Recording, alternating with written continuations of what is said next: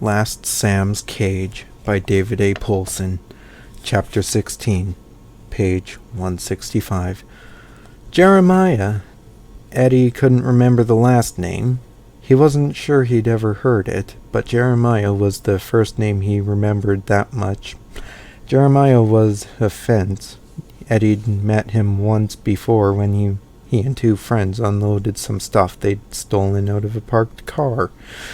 The car had been in a mall parking lot, and they'd broken into it in broad daylight. That particular job had scared the crap out of him, and he didn't go long when the same two friends suggested that when they try the same thing at a different mall a few weeks later, Saturday afternoon. Eddie heard later they had broken into a BMW.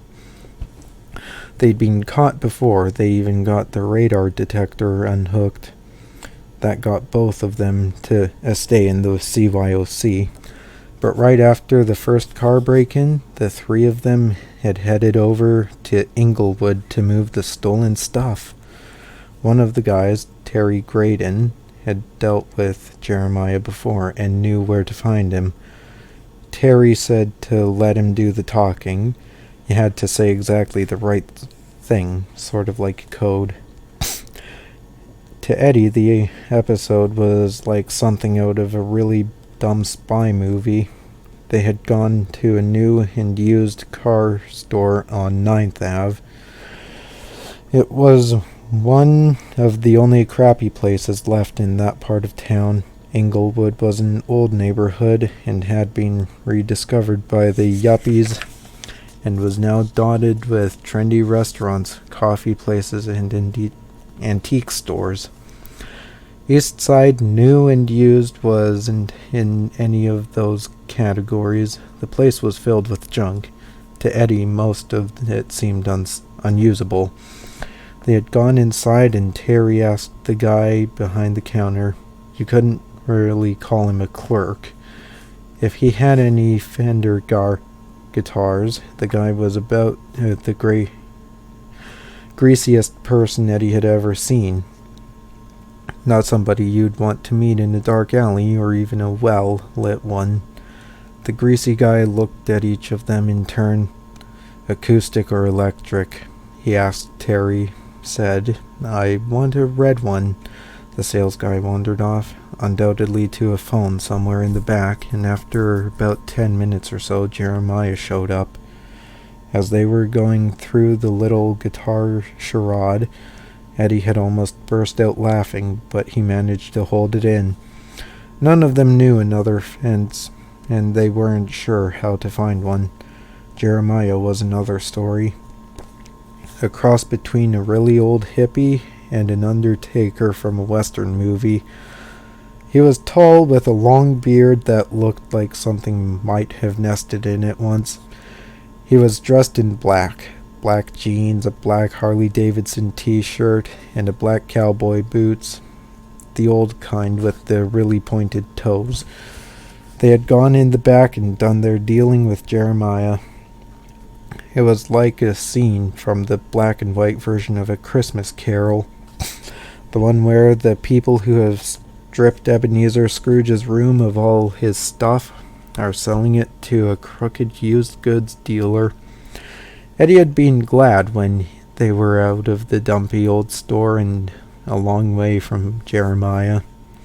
They hadn't gotten a lot of money for the stuff they'd stolen, and they'd blown all of it in a couple of days. Now Eddie wasn't all that excited about having to deal with Jeremiah again, especially by himself. But the only other way to get rid of the Hargader's stuff was to hang out at some of the rougher bars and ask around until you found someone interested in taking something off your hands. That took too long, and it was a little too dangerous. That made Jeremiah the only option. Eddie decided to get it done right away. Jack Sim's morning chat had thrown him off a little, and he just wanted the whole thing over as fast as possible. He packed up what he had stolen and headed for the Inglewood, which lay in the opposite direction from Bridgeland. Eddie left the zoo through the main south entrance, quickly crossed a bridge, and turned east so that he would be in a residential area for most of the walk to East Side, new and used.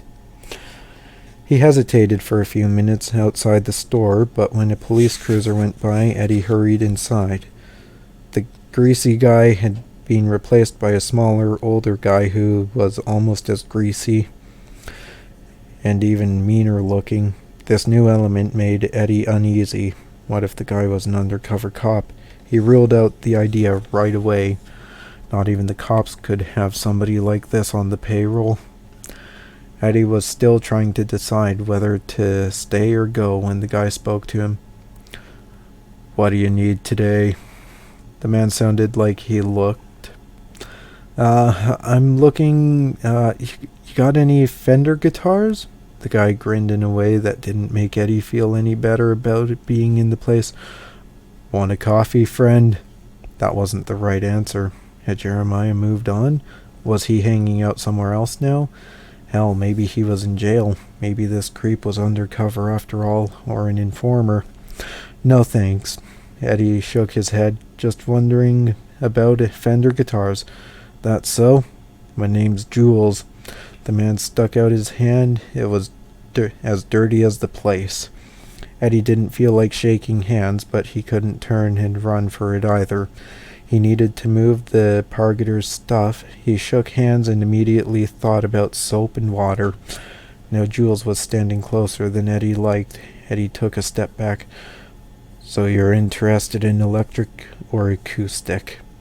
Okay, they were on the right track, but Eddie still had a feeling that this guy was playing some kind of game. "I'd like a red one," he said in a small voice. "Good choice, friend.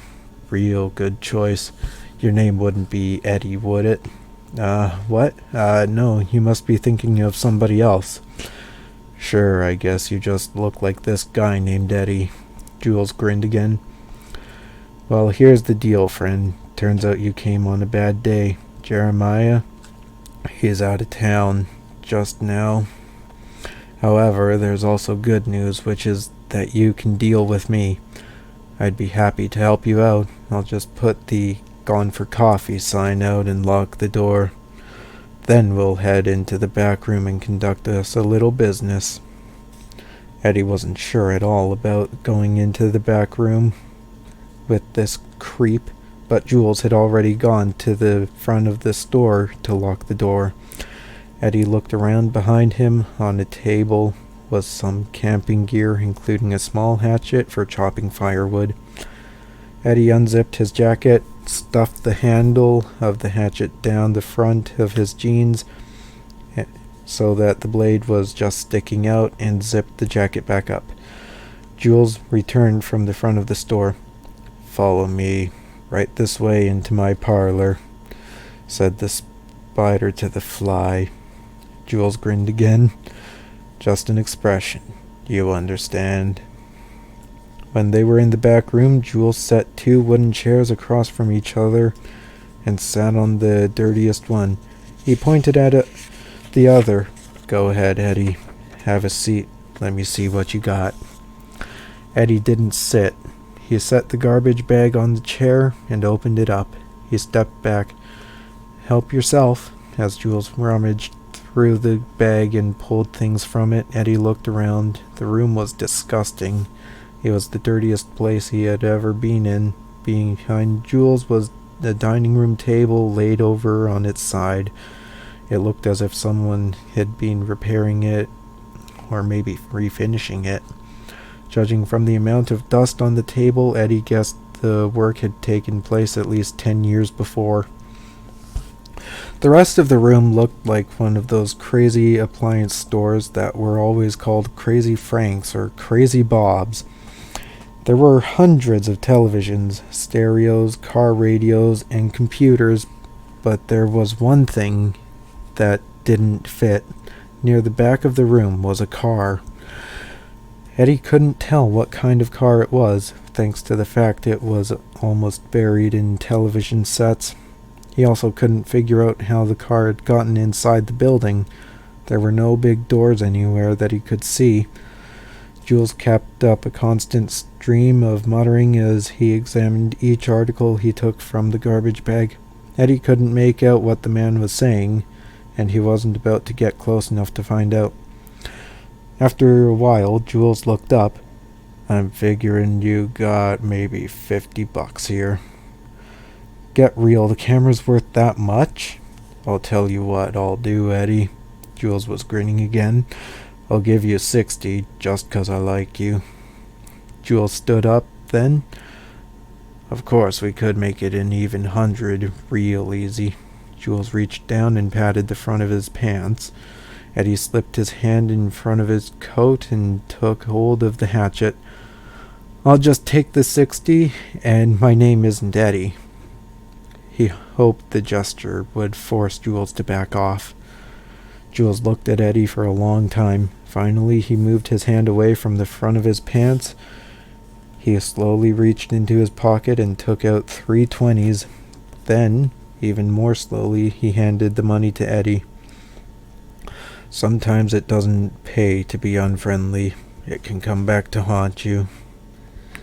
Eddie took the money with his left hand. His right hand was still holding the hatchet. He wasn't planning to let go of it until he was outside and on the street. He stuffed the money into a jacket pocket. Jules sat back down. Remember what I told you, Eddie. Unfriendly things happen to unfriendly people. Eddie was glad the man had sat down. Now there was room to get past him. Eddie turned sideways so he wouldn't have his back to Jules as he went by.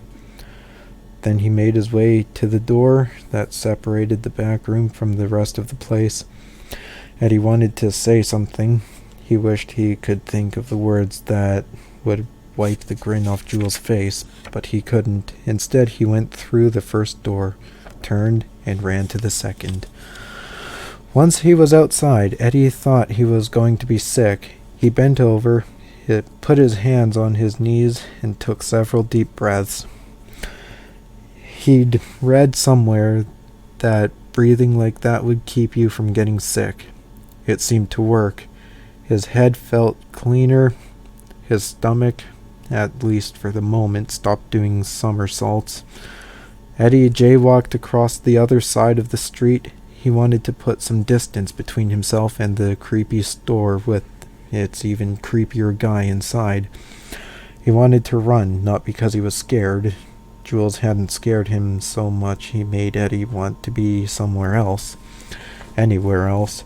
But Eddie didn't run. He knew that he would be exactly the wrong thing to do. The kind of thing that got cops' attention in a hurry, especially around here. One thing bothered Eddie. Jules knew his name and what he looked like. That was bad, especially if the cops had been around to the store with Eddie's picture. Jules looked like the kind of guy who'd sell you out to the cops in a minute if there was little profit in it. Plus Jules was a pervert. Those guys were the worst, mostly because you could never predict what they were going to do. Eddie passed an antique store, a health food restaurant, then a used bookstore. At the corner, he looked back at the street. He looked back up the street toward East Side New and Used. There were a lot of people on the street, but he didn't see anything unusual. Eddie tried to laugh. Come on, he told himself. You're scaring the crap out of yourself for nothing. Guys like Jules might like young boys, but they aren't going to jump you in broad daylight on a busy street. He was feeling better.